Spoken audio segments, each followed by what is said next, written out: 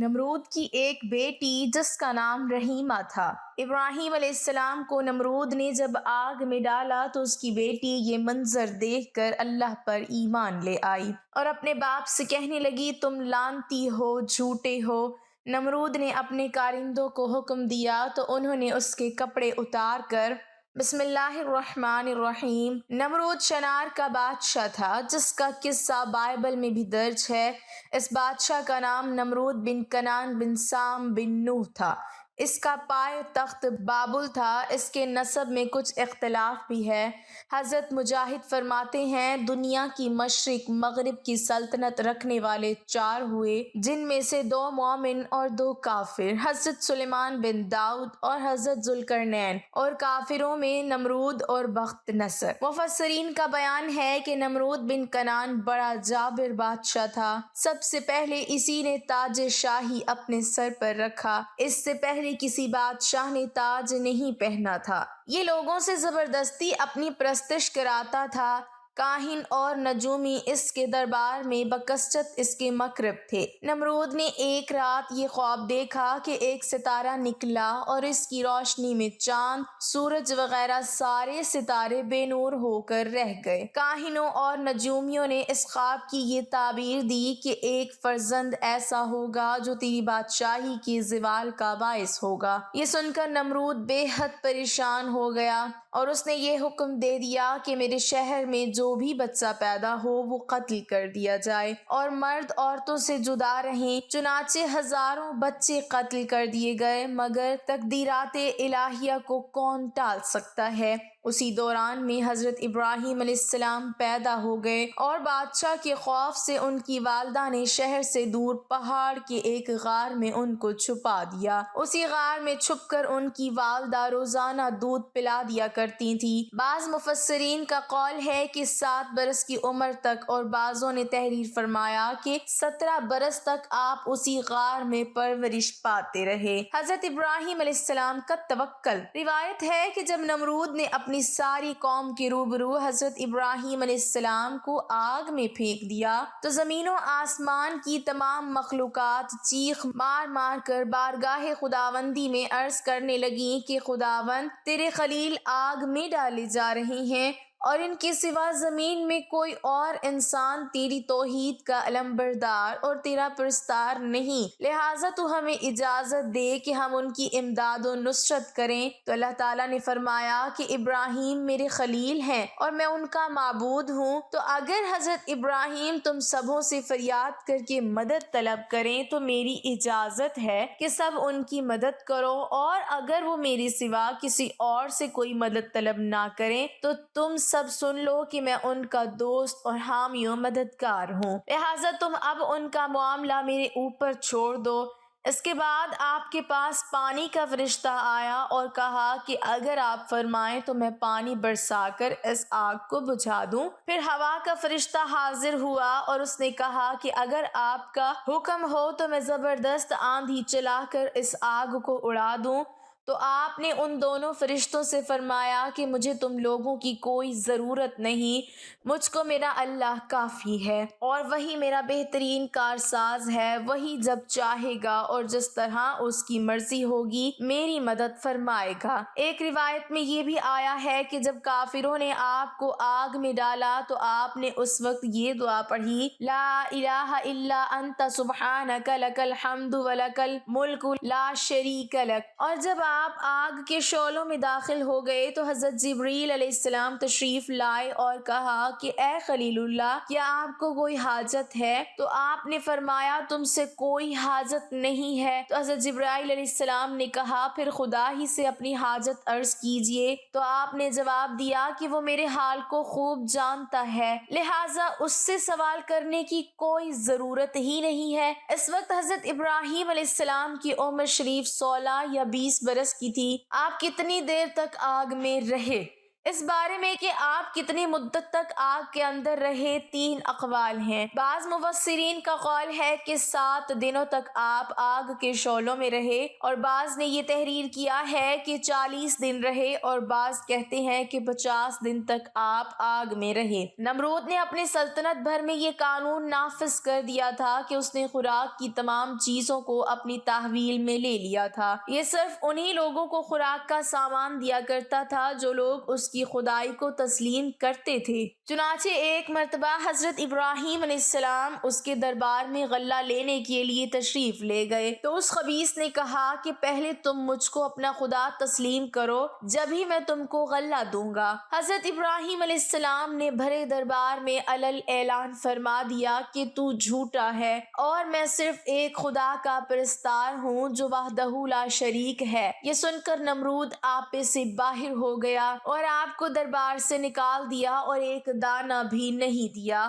آپ اور آپ کے چند معتبین جو مومن تھے بھوک کی شدت سے پریشان ہو کر جاں بلب ہو گئے۔ اس وقت آپ ایک تھیلا لے کر ایک ٹیلے کے پاس تشریف لے گئے اور تھیلے میں ریت بھر کر لائے اور خداوند قدوس سے دعا مانگی تو وہ ریت آٹا بن گئی اور آپ نے اس کو اپنے معتبین کو کھلایا اور خود بھی کھایا۔ پھر نمرود کی دشمنی اس حد تک بڑھ گئی کہ اس نے آپ کو آگ میں ڈلوا دیا، مگر وہ آگ آپ پر گلزار بن گئی اور آپ سلامتی کے ساتھ اس آگ سے باہر نکل آئے اور علل اعلان نمرود کو جھوٹا کہہ کر خدائے وحدہ لا شریک لہ کی توحید کا چرچا کرنے لگے۔ نمرود نے آپ کے کلمہ حق سے تنگ آ کر ایک دن آپ کو اپنے دربار میں بلایا اور حسب ذیل مکالمہ بصورت مناظرہ شروع کر دیا۔ نمرود نے پوچھا، اے ابراہیم، بتاؤ تمہارا رب کون ہے جس کی عبادت کی تم لوگوں کو دعوت دے رہے ہو؟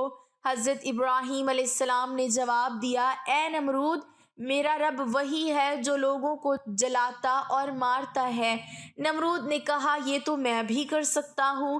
چنانچہ اس وقت اس نے 2 قیدیوں کو جیل خانہ سے دربار میں بلوایا، ایک کو موت کی سزا ہو چکی تھی اور دوسرا رہا ہو چکا تھا۔ نمرود نے پھانسی پانے والے کو تو چھوڑ دیا اور بے قصور کو پھانسی دے دی اور بولا کہ دیکھ لو کہ جو مردہ تھا میں نے اس کو جلا دیا اور جو زندہ تھا میں نے اس کو مردہ کر دیا۔ حضرت ابراہیم علیہ السلام نے سمجھ لیا کہ نمرود بالکل ہی احمق اور نہایت ہی گھامڑ آدمی ہے جو جلانے اور مارنے کا یہ مطلب سمجھ بیٹھا، اس لیے آپ نے اس کے سامنے ایک دوسری بہت ہی واضح اور روشن دلیل پیش فرمائی۔ چنانچہ آپ نے ارشاد فرمایا، اے نمرود، میرا رب وہی ہے جو سورج کو مشرق سے نکالتا ہے، اگر تو خدا ہے تو ایک دن سورج کو مغرب سے نکال دے۔ حضرت ابراہیم علیہ السلام کی یہ دلیل سن کر نمرود حیران رہ گیا اور کچھ بھی نہ بول سکا۔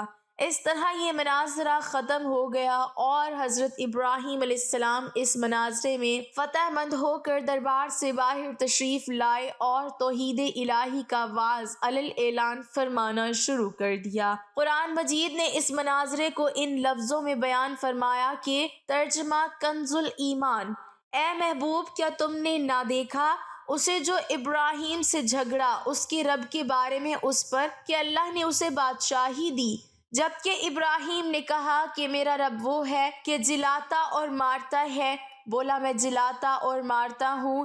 ابراہیم نے فرمایا تو اللہ سورج کو لاتا ہے پورب سے تو اس کو پچھم سے لے کر آ، تو ہوش اڑ گئے کافر کے اور اللہ راہ نہیں دکھاتا ظالموں کو۔ حضرت ابراہیم علیہ السلام خداوند کی توحید کے اعلان پر پہاڑ کی طرح قائم رہے، نہ نمرود کی بے شمار فوجوں سے خائف ہوئے، نہ اس کے ظلم و جبر سے مروب ہوئے، بلکہ جب اس ظالم نے آپ کو آگ کے شعلوں میں ڈلوا دیا اس وقت بھی آپ کے پائے عزم و استقلال میں بال برابر لغزش نہیں ہوئی اور آپ برابر نعرہ توحید بلند کرتے رہے۔ پھر اس بے رحم نے آپ پر دانہ پانی بند کر دیا، اس پر بھی آپ کے عزم و استقامت میں ذرہ برابر فرق نہیں آیا۔ پھر اس نے آپ کو مناظرہ کا چیلنج دیا اور دربار شاہی میں طلب کیا تاکہ شاہی رعب و داب دکھا کر آپ علیہ السلام کو مرعوب کر دے، لیکن آپ نے بالکل بے خوف ہو کر مناظرے کا چیلنج قبول فرما لیا اور دربار شاہی میں پہنچ کر ایسی مضبوط اور دندان شکن چند دلیل پیش فرمائی کہ نمرود کے ہوش اڑ گئے اور وہ ہکا بکا ہو کر لاجواب اور خاموش ہو گیا، اور بھرے دربار میں اس کلمہ حق کی تجلی ہو گئی کہ حق آیا اور باطل مٹ گیا، بے شک باطل کو مٹنا ہی تھا۔ بالآخر حضرت ابراہیم علیہ السلام کی صداقت و حقانیت کا پرچم سر بلند ہو گیا اور نمرود ایک مچھر جیسی حقیر مخلوق سے ہلاک کر دیا گیا۔ ناظرین، کہا جاتا ہے کہ نمرود کی ایک بیٹی تھی جس کا نام رحیمہ تھا، لیکن اسے ربا کے نام سے پکارا جاتا تھا۔ جب نمرود نے حضرت ابراہیم خلیل اللہ علیہ السلام کو آگ میں پھینکا تو اس وقت وہ لڑکی اوپر محل پر سے یہ منظر دیکھ رہی تھی۔ جب حضرت ابراہیم علیہ السلام کو آگ میں نماز ادا کرتے ہوئے دیکھا اور آپ علیہ السلام کے ارد گرد بہت سے گلاب کے پودوں اور پانی اور درختوں کو دیکھا جن پر پرندے چہچہا رہے تھے، اور دل میں کہنے لگی کہ میرا باپ تو کچھ بھی نہیں ہے، قدرت، عزت اور بادشاہی تو اللہ رب العالمین کی ہے جو ابراہیم علیہ السلام کا رب ہے، میرا والد تو جھوٹا اور عاجز ہے، آدمی کو ہلاک کرنے پر بھی قادر نہیں۔ وہ یہ سوچتی ہوئی اکیلی ہی اپنے محل سے نکلی اور اس کے قریب آ گئی۔ اس نے باہر سے حضرت ابراہیم علیہ السلام کو پکارا، اے ابراہیم، کیا آپ کے علاوہ بھی کوئی آپ کے رب کی بارگاہ میں اجازت پا سکتا ہے؟ آپ نے فرمایا، ہاں، وہ شخص جس کا دل میرے رب کے لیے خالص ہو، تو آگ میں اس کا حال بھی اسی طرح ہوگا جس طرح میرا حال ہے۔ اس نے کہا کہ میں چاہتی ہوں کہ تمہارے رب کے ساتھ صلح کر لوں۔ آپ نے فرمایا، تو پھر آگ میں داخل ہو جاؤ۔ اس نے آگ میں داخل ہونا چاہا تو ڈر گئی۔ آپ نے فرمایا، ڈرو مت۔ اسی وقت آگ کو حکم ہوا، اے آگ، میری بندی کی حفاظت کر۔ اس کے بعد وہ آگ میں داخل ہو گئی۔ وہ جس جگہ پاؤں رکھتی اللہ تعالیٰ کے حکم سے آگ ٹھنڈی ہو جاتی تھی۔ اسی طرح وہ چلتے چلتے حضرت ابراہیم علیہ السلام کے پاس پہنچ گئی اور کہنے لگی، لا الہ الا اللہ ابراہیم خلیل اللہ، میں نے یہ ارادہ کر لیا ہے کہ میں جب تک زندہ رہوں گی آپ کے دین کو نہیں چھوڑوں گی اور اپنے ظالم سرکش والد کو بھی دعوت دوں گی، ہو سکتا ہے وہ میری نصیحت مان لیں۔ یہ کہہ کر وہ واپس آئی اور اپنے والد کے پاس چلی گئی جو اس وقت تخت پر بیٹھا ہوا تھا، اور اس کے لشکری اس کے ارد گرد جمع تھے، کچھ کھڑے تھے اور کچھ بیٹھے تھے۔ وہ جا کر کھڑی ہو گئی اور کہنے لگی، اے میرے باپ، تو کب تک جھوٹے دعوے کرتا رہے گا؟ کیونکہ خدائی اور قدرت و طاقت تو اس خدا کے لیے ہے جس نے ابراہیم علیہ السلام کے لیے آگ میں گلاب کے پھول، سبزہ باغات اور بہتا دریا پیدا کر دیا ہے۔ بادشاہی تو اس کی ہے، تیری کیا بادشاہی ہے؟ تو ایک آدمی کو گزین پہنچانے سے عاجز ہے اور اس پر قادر نہیں۔ ساتھ ہی اس نے کلمہ پڑھا، لا الہ الا اللہ ابراہیم رسول اللہ۔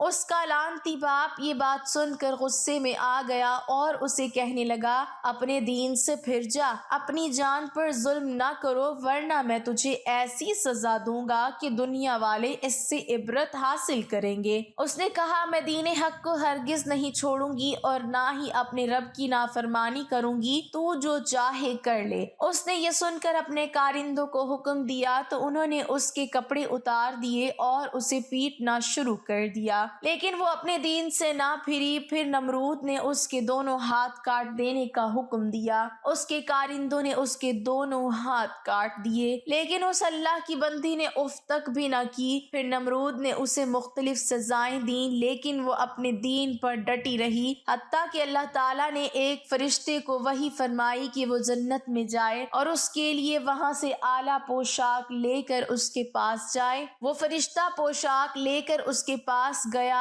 اور وہ پوشاک اس کو دے دیا، اور ساتھ ہی اپنے نورانی پر اس کے بدن پر ملے تو اس کے تمام زخم اللہ کے حکم سے درست ہو گئے۔